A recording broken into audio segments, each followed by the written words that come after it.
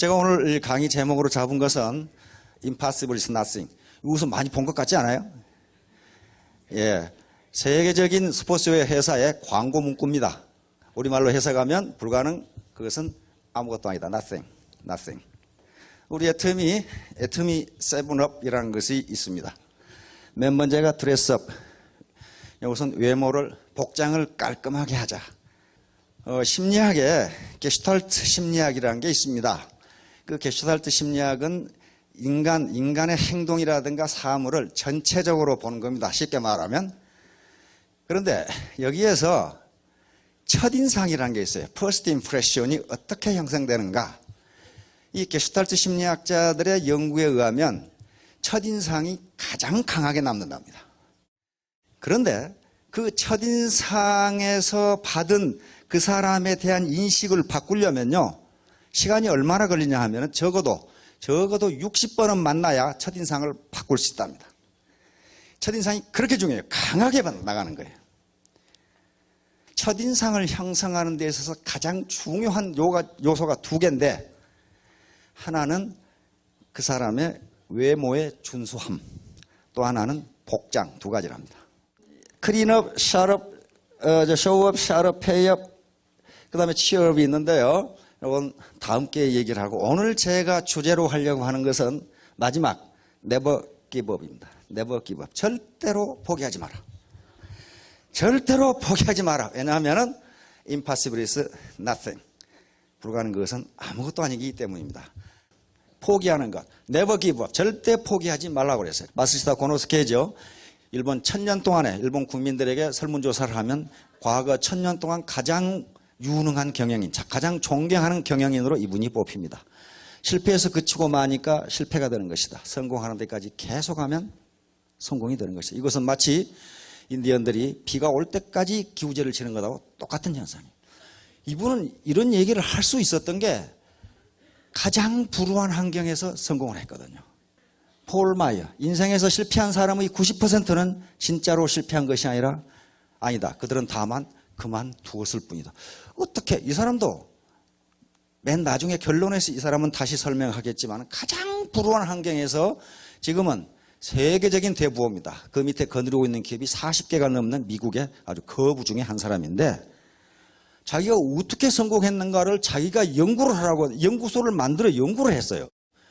자기가 성공할 이유가 하나도 없는데 성공했다는 거예요. 이 양반은 돈이 없어 대학 중퇴를 했지, 거기다가 말더듬이었지. 근데 세계적인 보험 세일즈왕이 돼서 기네스북에 올라온 사람이에요. 말더듬이가 어떻게 보험 세일즈맨이 됐을까라고 자기가 성공한 이유를 생각해 봤더니 포기하지 않은 것이었다고 결론을 내렸어요. 에디슨은 우리가 잘 아는 인물인데요, 어느 책을 봐도 에디슨이 머리가 좋다는 말은 한마디도 없어요. 지금까지 역사상 가장 많은 특허를 가진 사람인데 머리가 좋다는 얘기가 한 군데도 없어요. 그렇다면 머리가 별로 안 좋았다 그 말이에요. 그런데 이 양반이 성공한 이유는 역시 포기하지 않은 것이었어요. 전구 만드는데 몇 번 실패했다고 그랬어요? 책마다 틀려요. 에디슨 전기의 동화책에 보면은 3000번 실패했다고 돼 있거든요. 어떤 책에는 2000번 실패했다고 돼 있고. 그런데 에디슨이 직접 쓴 글에는 9999번 실패했다고 그랬어요. 그 말은 무슨 말이냐면 무지하게 실패했는데 몇 번 했는지 모르겠다 그 말이에요 지금. 그러니까 9999번이라고 에디슨이 자기가 쓴 글에 그렇게 돼 있어요. 그래서 10,000번째 실험을 했더니 친구가, 이 사람아, 자네는 10,000번째 실패할 참인가 그랬더니 에디슨 대답이, 이 사람아, 나는 실패한 적이 한 번도 없네. 전기가 안 켜지는 방법을 10,000개나 알아냈네. 이렇게 얘기했단 말이에요. 그러니까 어때요? 긍정적으로 바라본 겁니다. 헨리 포드도 똑같은 얘기였습니다. 지금 우리는 헨리 포드에게 감사를 해야 됩니다. 우리가 자동차를 탈 수 있는 것은 이 헨리 포드의 덕분입니다. T형 자동차라고 하는 그런 자동차를 만들어서 자동차를 대중화시켰습니다. T형 자동차가 나오기 전에는요, 자동차는 귀족들이 자기 사치품으로 가지고 있는 게 자동차였는데 헨리 포드는 그렇게 생각을 하지 않았어요. 왜? 자동차가 꼭 귀족들의 사치품이만 하는가? 일반 노동자가 타면 안 되는가? 그렇게 생각했어요. 그럼 어떻게 해야 돼요? 자동차를 싸게 만들어야 돼. 그렇죠? 싸게. 그게 T형 자동차예요. T형 자동차를 만들면서 A라는 간부에게 물었어요. 자네 이러이러한 자동차를 이 값에 만들 수 있나? 그러니까 에이, 현재로서는 현재 기술로서는 불가능합니다. 그러니까 자네 말이 맞네. B라는 간부에게 자네 이러이러한 자동차를 이 값에 만들 수 있나? 그러니까 만들 수 있습니다. 자네 말이 맞네. C라는 간부가 있다가 아니 사장님 누구 말이 맞습니까? 만든다는 사람도 맞다 그러고 못 만드는 사람도 맞다 그러고 누구 말이 맞습니까? 그러니까 만든다고 생각한 놈은 만들고 못 만든다고 생각한 놈은 못 만드니까 둘이 다 맞는 거지. 그랬단 말이에요. 그게 당신이 할 수 있다고 생각하면 할 수 있고 할 수 없다고 생각하면 할 수 없다. 그 말이에요 지금. 자, 이제 빈곤으로서 탈출을 해야 되는데 이 중에 혹시 내가 30년, 40년, 50년, 60년, 70년 살아오면서 난 참 게으르게 살았다. 그런 분은 한 분도 안 계실 거예요. 아침 일찍 새벽부터 일어나가지고 밤새도록 이러고 난 밤에 자려고 하면 파김치가 돼. 그렇게 일했는데 왜 빈곤으로부터 탈출을 못하느냐 하는 거예요. 지금 문제는. 그런 방법으로 구태의연한 패러다임을 가지고는 탈출이 안 된다고 하는 거예요. 이건 가난으로부터, 즉 어려운 환경에서 성공한 현자들이 누구나 하는 얘기입니다. 그럼 어떻게 해야 되겠습니까? 터덕터덕 걸어가지고는 안 되고 날아올라야 되는데 그리스 신화에 보면은 이런 라비린토스라는 것이 있습니다. 라비린토스는 미로 찾기입니다. 미로인데 그 신화에서는 한 번 들어가면 누구도 나올 수 없는 미궁, 미로예요. 그런데 요 다이달로스라는 아버지와 이카루스라는 아들이 뭔가 잘못해가지고 요 미로에 갇히게 됩니다. 한 번 미로에 갇히면 죽지 않으면 나올 수가 없어요. 하도 미로가 복잡해서. 또 이 안은 또 괴물이 있어가지고. 그런데 둘은 미로에서 탈출을 했는데 어떻게 탈출하느냐? 공중에서 떨어지는 새의 깃털을 밀랍으로 발라서 공중으로 날아오릅니다. 그러니까 이 빈곤의 미로에서는 걸어서는 나올 수 없다. 그런 말이에요. 걸어서는 나올 수 없다. 거기서 어떻게 해야 돼요? 하늘로 날아올라야 돼요. 이와 같이 빈곤으로부터 탈출도 마찬가지입니다. 빈곤의 미로에 빠졌을 때 암만 뼈 빠지게 일해도 빈곤으로부터 탈출할 수 없다는 거예요. 왜? 혼자서는 불가능하기 때문에 시스템을 갖지 않으면 누구도 빈곤으로부터 탈출할 수 없습니다. 비행기가 이륙을 하기 위해서 활주로에 왔습니다. 활주로에서 비행기가 이륙하기 전에 가장 엔진 소리가 시끄럽게 나요. 왜 그러겠어요? 힘껏 달려요. 지상에서 힘껏 달려야 되니까. 그러면 여기서 이렇게 이제 이륙을 합니다. 이륙을 하는데 수직으로 올라가는가요? 그건 아니죠. 비스듬히 이렇게 올라가요. 계속 올라갑니다. 그러다가 올라갈 때 게이지를 잘 보면요. 쑥 올라가다가 또 수평비행을 하다가 또 올라가다가 이렇게 해요. 그러니까 애터미 사업도 이거 똑같습니다. 요 지상에 처음 이륙을 할 때가 제일 힘들단 말이에요. 그때 가장 강력한 추진력으로 밀어붙이지 않으면 빈곤에서 탈출할 수 없다는 거예요.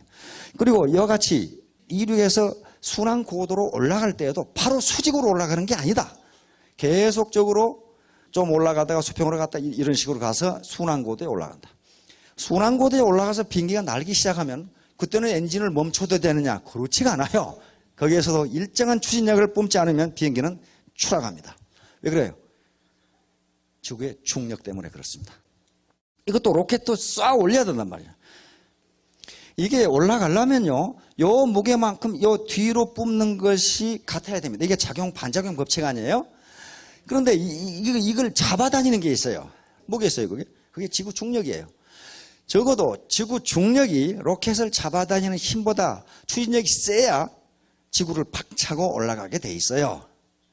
지구를 박차고 올라가야 궤도에. 그래서 일단 궤도에 돌아가면 그때부터는 그냥 쉽게 돌죠.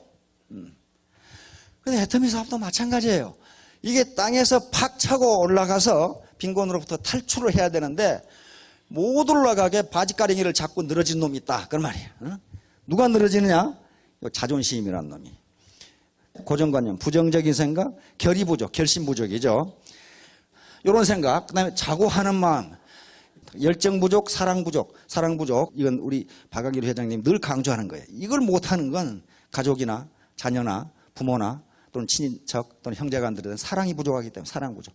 과거, 내가 과거에 뭐 했는데. 그 다음에 특히 직접적인 것은 화나게 하는 놈들이 있어요. 스폰서, 파트너, 고객. 아주 말을 험하게 해가지고 내가 애터미는 좋은데 그 인간 보기 싫어서 내가 그만둬야 되겠다. 그런 사람이 있단 말이에요, 지금. 자, 애터미 사업의 곡선입니다. 여기서 여기까지, 여기서 지금 T1 시간까지 여기 이제 M1이 아마 판매사나 그 정도 될 겁니다. 여기까지가 시간이 오래 걸리고 힘들다 그 말이에요. 힘들다. 왜? 앞에서 밑에 잡아다 있는 요소들, 체면이라든가 자존심, 과거, 가족의 반대, 누구의 반대를 다 물리치고 여기까지 가려고 하니 힘들다 이게. 그래가지고 여기서 이제 그만두지요 이제 통상은.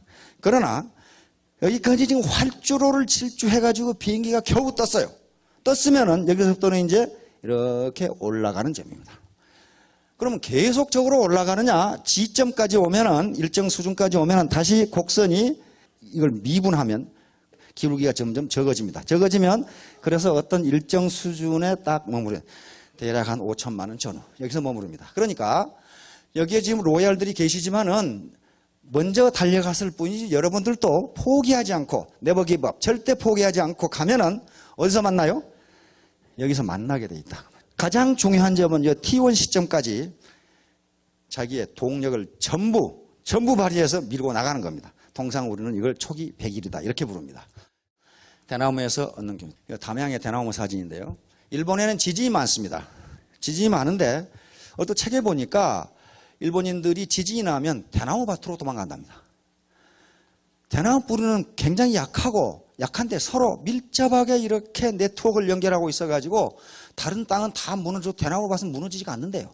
그 뿌리가 아주 단단하게 얽혀 있어서. 바로 이게 네트워크입니다. 네트워크예요. 그러니까 하나하나의 뿌리는 굉장히 작고 약하지고 또 그렇게 길게 뻗지도 않았지만은 이것이 아주 격자형으로 잘 짜여져 있어가지고 네트워크를 형성하고 있어가지고 어지간한 천재지변에는 무너지지 않는다 그런 말이에요. 애터미 사업도 마찬가지입니다.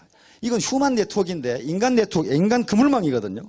이 네트워크가 얼마나 강하냐에 따라서 그 라인이 무너지느냐 무너지지 않느냐 그 차이예요. 그 차이. 무너지지 않고 계속 뻗어나간다면 성공하는 거고 무너져 버리면 그건 성공이 더디게 되는 거고 그렇습니다. 자, 미래를 만드는 것이다.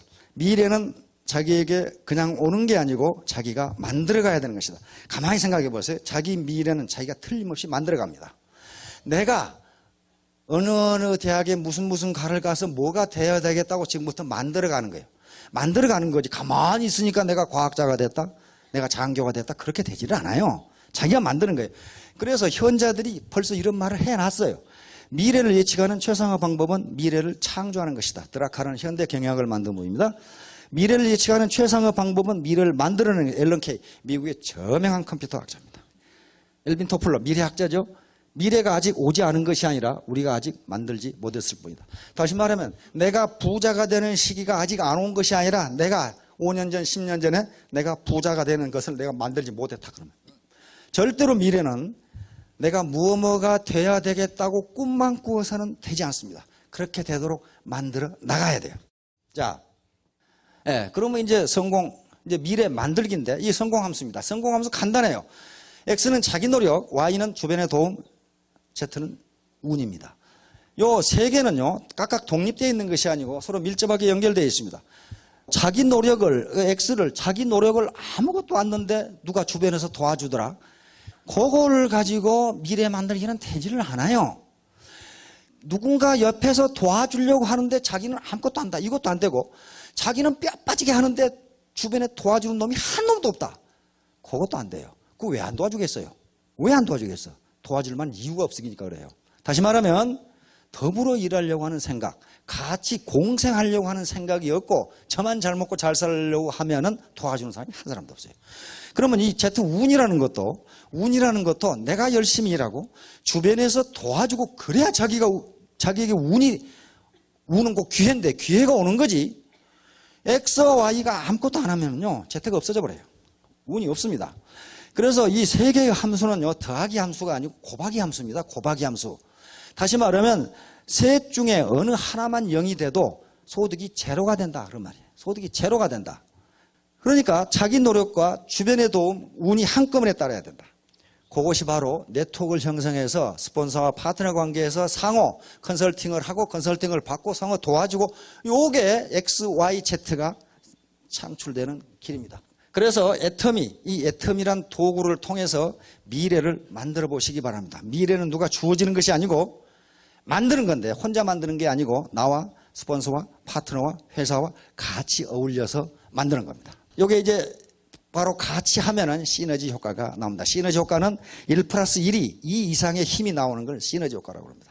우리가 물방울을 보면 알 수 있습니다. 물방울 하나하나는 매우 연약하고 힘이 없어요. 그러나 많은 물방울이 모이면 어떻습니까? 어마어마한 힘을 발휘합니다. 이게 시너지 효과예요. 다시 말하면 3년 만에 월천택, 2천택, 3천택, 5천택이 되는 거예요. 혼자는 불가능합니다. 도저히 불가능해요. 그건 기하급수의 원리가 아니면요, 어떻게 2천택이 됩니까? 그럼 안 돼요. 안 됩니다. 1년에 2천 벌자 그 말은 아니고 한 달에 2천택이 된다 그 말이. 한 달에 2천만 원을 버는 2천택이 된다. 경제적 부자유에서 탈출. 바로 세옹지만대 천일 천만원 작전. 군대에서 작전을 할 때는 후보 계획이라는 걸 세웁니다. 후보 계획. 후보 계획이라는 게 뒷걸음 계획이에요. 뒷걸음 계획. 예를 들면 내가 어디 지점까지 몇 시까지 도달하라 하고 상부에서 명령이 내려오면 어떻게 합니까? 내가 지금 있는 지점이 어디니까 여기까지 가려면 여기까지는 몇 시에 와야 되고 여기까지는 몇 시에 와야 되고 그럼 나는 몇 시에 출발해야 된다. 이게 후보 계획이에요. 그러면 3년에 1000만떼기 되겠다. 그러면 나는 3년 1000만떼기라는 것을 이게 공격선으로 잡고 내가 지금 있는 위치는 3년 뒤니까 요 공격선 1000만떼기 되려면은 내가 지금 여기서 뭘 해야 되는가 하는 후보 계획을 세워야 된단 말이에요. 아무것도 없이 그냥 가보니까 되더라. 그건 되지 않아요. 절대로 안 됩니다. 그것은. 반드시 계획을 세워서 추진하면 경제적 부자유에서 탈출할 수가 있습니다. 자, 문제는 태도입니다. 조 지라드, 이름이 좀 우리말로는 좀 이상하지만은 굉장한 사람입니다. 폴 마이어 토마스 앤스. 자, 조 지라드를 한번 봅시다. 이 양반은요, 정말 불우하기 그지없는 인생을 살았습니다. 이태리계 이 미국 이민자로 아버지한테 이유 없이 아버지한테 꼬맹이 때부터 죽으라고 죽어 터졌어요. 아주 구타와 그다음에 폭언, 심지어는 파이프에 묶어놓고 이 채찍으로 8살 때부터 얻어맞은 그런 경력을 가지고 있습니다. 그래서 불량 소년이 됐고 8살 때부터 구두 닦기를 하고 신문팔이를 해서 가족을 부양을 했습니다. 그러면서도 계속 아버지한테는 두들겨 맞고 구타를 당하고 욕설을 먹고 쓰레기 같은 놈, 나 같은 놈은 감옥에서 평생을 보낼 거다 하는 그런 폭언을 계속 들으면서 살았어요. 그러다가 고등학교 때 도저히 아버지의 폭언과 폭력 못 이겨서 가출을 해서 그때부터 이제 일을 하게 되는데 35세가 될 때까지 무려 40가지의 일을 직업을 전전하게 됩니다. 왜냐하면 가는 데마다 쫓겨나거든. 가는 데마다 쫓겨나. 35세가 돼서 이제 34세 때 사업을 했는데 성공적이었는데 또 사기를 당해가지고 거액의 6만 불이라는 거액의 빚을 지고 이제 절망 상태에 빠지는데 겨울에 자기 집에 와보니까 자기 마누라하고 자기 아들이 얘들이 굶고 있어요. 굶고 있어. 마누라가 우리 같으면 쌀쌀 돌 좀 달라 그러니까 주머니 없어. 왜냐하면 전부 차압당해서 아무것도 없거든. 아무것도 없거든. 그래서 이 사람은 결국 세일즈맨이 됩니다. 자동차 세일즈맨이 됩니다. 그래서 지금은 헨리 포드와 함께 고등학교도 졸업 못한 자동차 세일즈맨이 미국 자동차 명예의 전당에 올라가 있는 분입니다. 그 정도로 유명한 분이에요. 무려 12년 동안 기네스북에 오른 사람입니다. 세계 자동차 세일즈 왕으로 기네스북에 오른 분이고 지금은 거부가 되어 있는 분인데 훌륭한 세일즈맨이 되기 위해서는 간절히 원해야 된다. 뭐냐면 자기가 첫 번째 차를 파는데 통상 세일즈맨들이 맨 처음에 차를 판 그 사람은 뭐 하는 사람인지 얼굴은 어떻게 생긴 사람인지 또는 내가 무슨 차를 팔았는지 얼마에 팔았는지 또 내가 차를 팔기 위해서 무슨 말을 했는지 기억이 나는 자기는 아무 기억이 안 난다 이거예요. 왜 그러냐 하면은 자기 생각은 그 세일즈맨 얼굴이 식료품으로 보였다 그 말이에요. 나는 지금 내 마누라하고 내 아이들을 먹여 살려야 된다는 생각밖에 아무것도 없다. 훌륭한 세일즈맨이 되기 위해서는 간절히 원해야 된다. 절실한 것은 이루어진다. 간절히 원하는 마음이 강할수록 세일즈에 필요한 행동이 우러나온다. 행동이 우러나온다 그 말은 무슨 말이냐면 무슨 방법으로든지 판다 그 말이에요. 나를 진정한 세일즈맨으로 만들어준 것은 바로 그 간절히 원하는 마음이었기 때문이다. 모든 것은 간절히 원하면 통하게 돼 있다. 세일즈맨이 됐는데 기존의 세일즈맨들은 고객 리스트가 있어요. 고객 리스트, 잠재 고객 리스트를 쑥 가지고 있는데 자기는 세일즈를 처음 해보니까 고객 리스트가 없어. 리스트가 없어.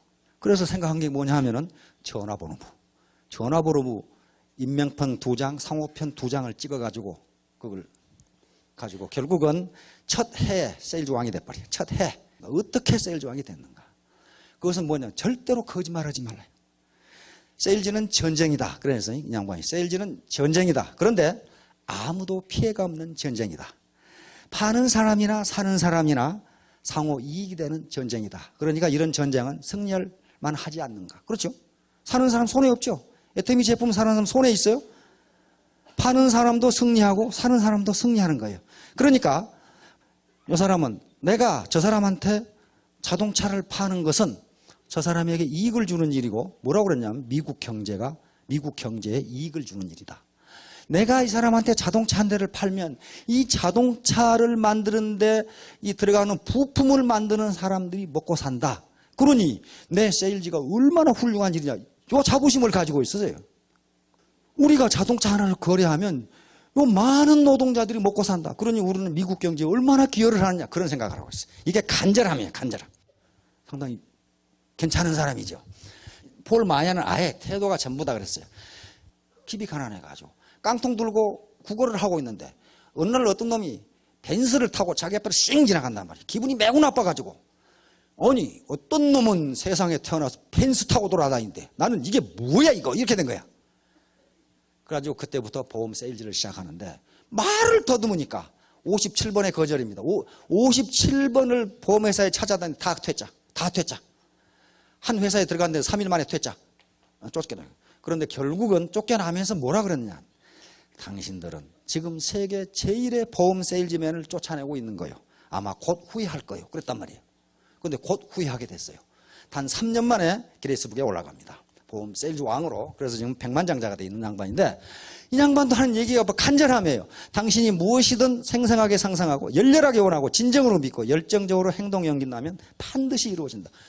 삶의 질을 변화시키기에 필요한 것은 필요한 그 무엇이란 첫 번째, 난 반드시 내가 원하는 대로 살 수 있고 그렇게 되도록 할 수 있다는 신념이다. 다시 말하면 태도다. 태도. 당신의 마음가짐이 모든 성공의 출발점이다. 그러고 나서 무엇인가를 이루기 위해 또 무언가가 되겠다고 결심하는 데는 1분도 걸리지 않는다. 문제는 그 결심을 얼마나 신속하게 행동으로 옮기냐에 달려있다. 자, 여러분 반드시 아주 결단을 내려서 모두 성공하시기 바랍니다. 감사합니다.